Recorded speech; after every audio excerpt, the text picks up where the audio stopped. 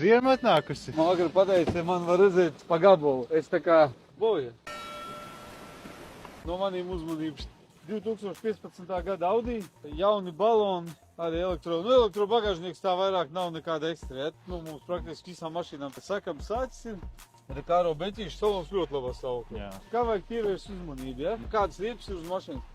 Ja riepas ir jaunas, tad cilvēks tiešām seko mašīnai līdzi, ja? Ja viņš nevar atļauties nopirkt riepas, nu tad par ko mēs runājam? Varbūt izbraucam, melnie griezti, parkošanās sensori, atpilgētas kameras nav, bet īstenībā šitiem auģikiem reti, kad nāk. Ir aizkarīgi uz logiem.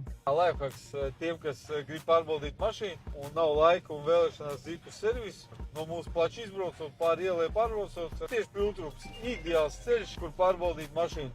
Es atgādinu cilvēkiem, kad mums uz vietas ir mašīnas diagnostika, nekautrējieties prasat, un krāsas mērītājs mums arī ir. Cena mašīna ir 16 000, droši pildat pieteikumu mūsu mājaslapā carsoutlet.lv vai braucat klātienē Latgales iela 469C. Gaidām jūs pieteikumus. Raksti komentāros, kā patīk Artūra jaunā cepuri. Jā.